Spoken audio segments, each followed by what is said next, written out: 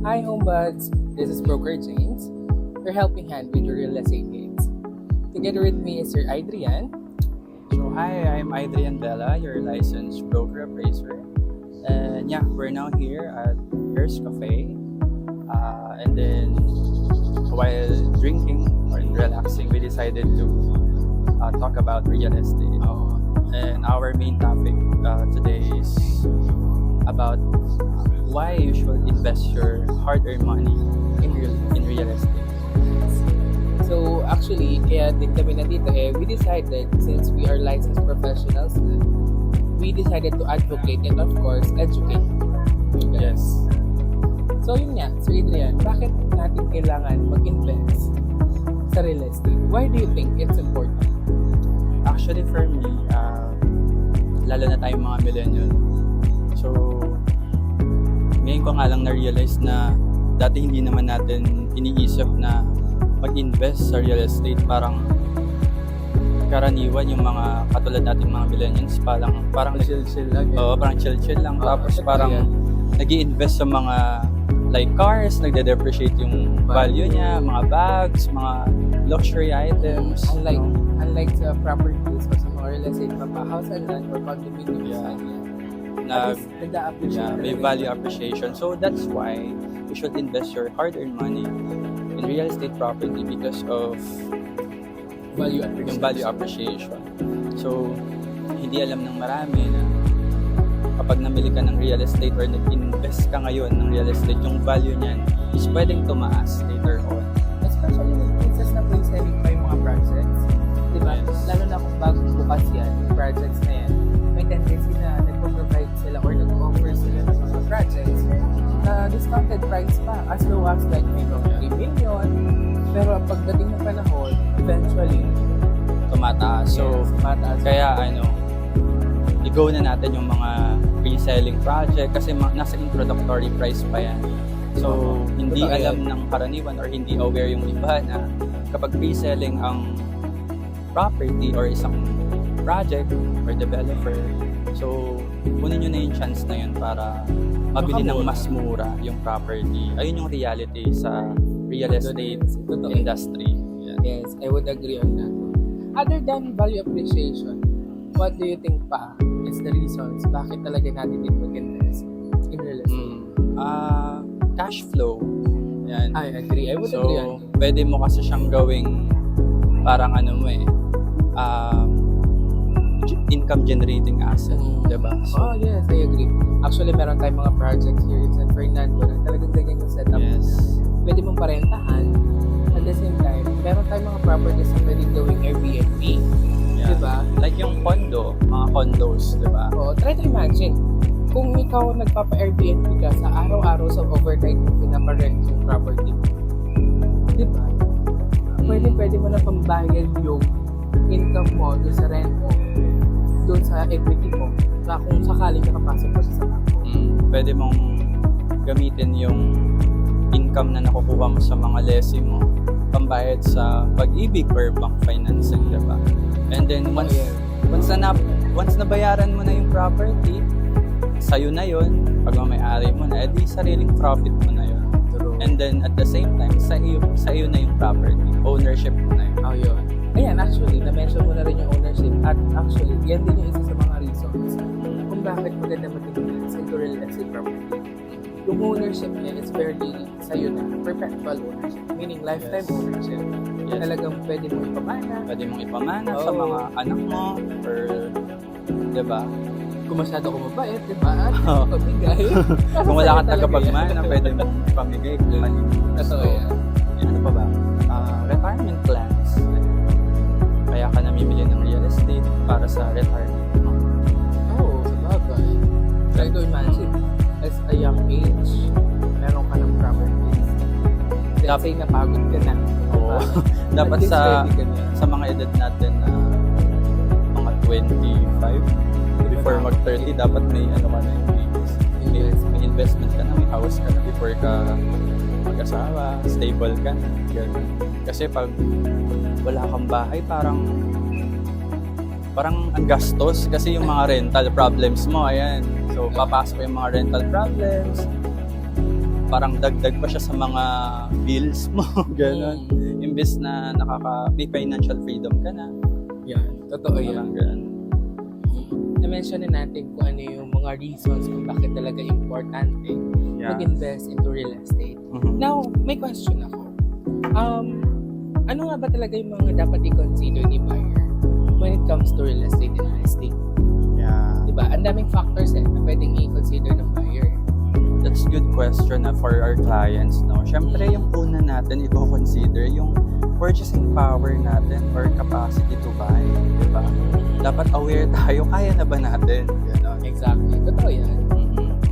Kasi, check mo yung total contract price kung kaya mo na ba. Diba? Especially when it comes to monthly amortization.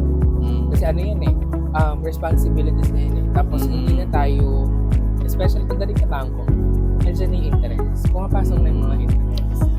May mga developer naman kasi na nag-o-offer ng down payment na mahaba yung term. Like may 2 years, may 3 years. So, pwede nilang i-consider yun. Kasi may chance pa sila na maghulog Ng mas malaking amount. ng malaking amount. Doon pa lang sa down payment kay developer. Kasi 0% interest pa yun, guys. No? Before kayo mag-loan sa pag-ibig or bank financing. So, at least bumaba yung loanable amount nyo. Diba? Totoo yan. Dapat kung hindi nyo naman kailangan na mamili ng bahay na sobrang laki na agad kung wala pa naman talagang pambili. So, pwede nyo naman i-consider yung mga bungalow type house, mga bungalow row house. Diba? At least natulungan kayo na ma-avoid yung mga rental problems nyo. May bahay ka na mauuwian. So, mag-start ka muna sa ganun. And then, pag kaya mo na, doon ka bumili ng 2-story home. Yung dream home mo na. Diba? Totoo yan. Ayan. And yun nga, as much as possible, one of the things then, or factors na consider talaga when buying a property or when investing in real estate is yung location. Location. Kasi important yung location eh. Siyempre, dapat Very i-check accessible. mo yung accessibility sa mga daan. Ayan. Or yung mga neighborhood mo. Kung meron bang mga supermarkets, meron bang schools, Mga facilities na malapit talaga. yung para sa mga basic necessities nyo, guys, no? Importante yon. So, mga hospital, ayan, mga kailangan yan. Diba? Totoo Diba? yan. And also, Yung amenities. yes. Yes, yung amenities dapat check nyo kung bibili rin naman kayo sa subdivision. Yung complete yung amenities kung maganda pa. Ganun. Yung car work, enjoy din Oo. naman. Once Kasi in a while. karaniwan, ayun yung habol ng ibang client, yung makaka-relax sila. Yes, of Diba? course. Andun ka na, bumibili ka na, nag-invest ka na. Kasi dapat yung gusto mo na. Yung na-enjoy mo na. Yung benefits and perks on buying a property. Tapos, isa pang nananotice ko talaga dyan pag natinitignan is yung flood-free. Kung gaano ba ka-flood-free or secure yung area. Diba? Siyempre, importante din yun. No? So, bibili ka ba sa bahain na lugar? Pero actually, kailangan din natin i-add doon na doon sa salary. Di ba may mga salary requirement? So, doon sa yes. purchasing power, pwede natin i-add doon na i-check nyo yung required salary ng Ng bawat property. or ng bangko kasi hindi naman tayo makakapag-loan through bank financing or pag-ibig financing kung hindi sapat yung income natin kasi iniisip rin naman nila baka hindi nyo kaya tapos magka-problema pa kayo soon. So sayang yung down payment nyo na binayad nyo kay developer, di ba? Pero alam mo na, since na-mention mo na rin yung bank financing, actually, may mga bangko naman na nag-o-offer, lalo na kung loyal clients ka nila.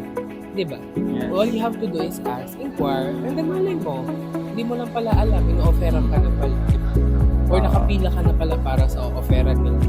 May mga ganung bagay lang din tayo na minsan kailangan lang din natin magtanong or mag-inquire. Tsaka i-grab nila yung kung may nakita kayong pag-ibig financing, mababa lang din naman yung interest doon. So, i-grab na yung opportunity na yun na kung pwede naman kayong mag-loan through pag-ibig. So, pwede nyo yun. At least, nasimulan nyo na magkaroon ng sarili nyong bahay. Na matatawag nila talaga sa Diba? So, bukod dun, ano pa ba yung mga dapat na may i-consider bukod sa amenities, neighborhood, purchasing power, location. Ako kasi, what I usually do or what lagi kong ginagawa sa mga clients ko is, ako na yung nagre-research on behalf of them. Yes. So, talagang pinipresent ko sa client na ito si developer, ito na po yung mga nagagawa niya, ito pa yung mga future projects niya, at saka ito, kung gano'n na siya katagal sa industriya na real estate. Meaning talagang may mga license to sell.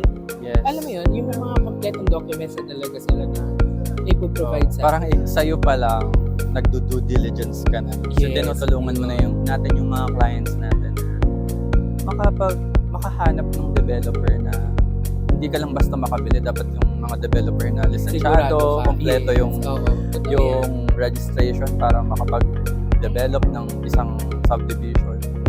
Totoo yan. Yung ika nga, dapat doon ka na, sigurado ka. Yes. Diba? At syempre, yung pinaka-importante i-consider natin sa pagbili ng real estate, yung magiging middleman or trusted Exactly. partner nyo, like licensed real estate broker or accredited real estate salesperson ang piliin nyo. Kasi maraming nagkalat na unlicensed practitioner na hindi, Diba? wala naman silang tawag dito, lisensya or accreditation para magbenta. So, yun yung hindi actually aware yung sobrang daming clients Buyers.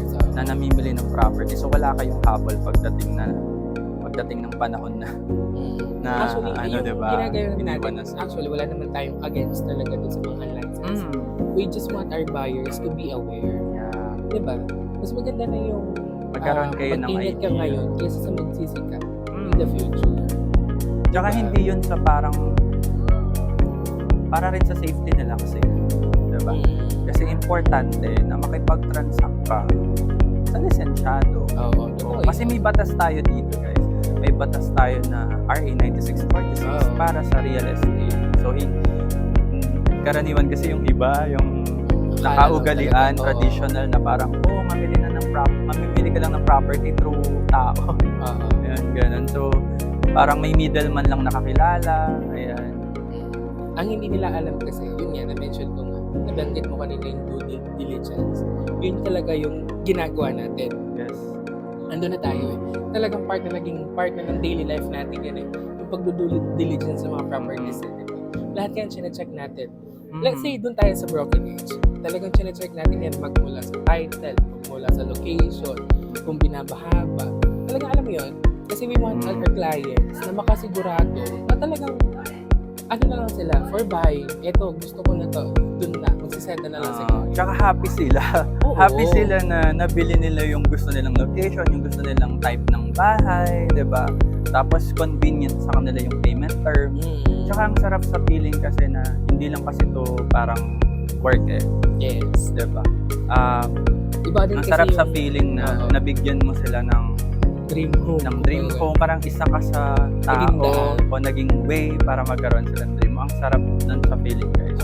Once na nabigyan namin kayo or natulungan namin kayo sa pagbili ng bahay. property or pag-invest sa real estate. Isa yun lang guys, gusto lang namin na talaga yung importansya ng magkikipag-transact sa isang licensed real estate practitioner or accredited real estate salesperson. Kasi yung mga yan, nag-undergo talaga ng trainings, seminars. We didn't even graduate a bachelor's degree. Diba? Para lang talaga at least alam namin or na secure and safe ka as a buyer. Diba? Tsaka ang sarap pag-usapan about real estate. Parang before, itong mga tayo, hindi pa tayo aware sa mga properties na ganyan. Marami kasi talagang batas. Ang alam lang natin is Alam nila, benta lang, yun na yun. Oo. Tsaka, di ba, yung alam lang natin is yung gawin yung gusto natin as millennial. Hindi natin alam yung mga about real estate na ganyan kung hindi naman tayo napasok sa real estate eh. Pero we're here guys, no? Nag-share lang ng idea or learning about real estate kasi yung real estate, pag namili ka, hindi naman sayang eh kasi nag-appreciate yung value. Tsaka it's a great investment. Sobra. Kaya kung marami kang pera, dapat ibili mo sa properties. So, sobrang property talaga. Actually, tututusin, hindi naman kailangan na marami kang pera. Basta may Oo. purchasing power ka. Ando na lahat, nakadeduct na lahat yung mga sa tingin mong expenses mo in a daily life. Diba? Mga nakaset up mo for monthly, ganyan. Kung kaya pa, why not? Yes. At least habang maaga, at a lower price, na-enjoy mo na yung property mo. At the same Oo. time, sooner or later, nag-increase nga yung values. As you mentioned kanina. Marami kasi na marami din na hindi aware yung ibang buyers natin na yung parang yung iba akala inira-rush. Yes. So actually nasa yung gusto rin namin na makuha niyo yung introductory price talaga kasi gusto namin makamura kayo. Diba? in a Sa way, yes. developer, pag pre-selling yung property, Projects. talagang pinupush mo na in-encourage mo silang start na kasi later on Marirealize sa maraming demand yan, maraming bumibili, tataas price niyan. Kung every development stage ng developer, tumataas yung price niyan. Tapos kapag may mga nag-start na yung mga development sa mga katabing lugar, tataas yung Alam mo, value speaking niyan. of developments, especially here in Pampanga, di ba? Andyan na yung railway. Yung Oh. pinatong railway. I'm pretty sure business centers talagang dadami yan. Tataas yan. Yung Oo, Clark, diba? City, because of North-South Commuter Railway. Di ba? Diba going to Manila? To Cavite Calamba. ata, oo, yes. Yeah. So magtataas yung mga kalapit lugar niyan like Imagine Angeles, mo, no? San Fernando. Tataas yan. Mapapabilis na lang talaga yung way nila na pagpunta here. Di ba? Actually, Kaya even marami yung talagang- Manila, kasi sakop na rin ng commuter railway yun napapunta doon. Kaya di ba? Try to notice, ang bilis ng pagtaas ng property sa Manila. What more? Kung nagiging next Manila na ang Pampanga. Tsaka mostly of our clients is from Manila. Diba? Nanonotice ko din. So, nananotice ko din parang from Manila. So, talagang pinipili na rin nila yung ibang lugar, lalo na dito sa North. May point. Exactly. Kasi parang na to parang, Medyo may diba? Parang mura pa. pwede na siyang maging megalopolis. Diba? Pero who knows, malay mo talaga, maging megalopolis siya in the near future. Ayun. So, yun guys. I think that's it muna for today's episode. Yeah. Then, our next episode, pag-uusapan naman natin is more on ano pa ba talaga? Parang, what is the importance of due diligence before Yung buying na-mention real natin estate? Ayan. Itatakaw din natin yung general brokerage. Siyempre, of course, yung mga na-mention namin ganun parang majority on project selling. Pero it also applies on brokerage, diba? General brokerage. Kasi mas maganda rin na aware sila. Yung alam din nila kung paano mag-due diligence. Yung steps on due diligence. Para safe kayo. Kung bibili kayo ng raw land or ng Housing lot na. subdivision sa Oo. developer. Kung meron mang previous owner yan, to new owner, ano ba dapat yung gagawin? Ano ba yung mga tinitignan talaga? So, that's it guys. So, again, I'm Aiden Bella, your licensed real estate broker appraiser. And this is James, your licensed real estate broker. So, We're helping hand with Yeah. your real estate needs. thank you. See you. Bye! See you to the next video. Wow! Bye.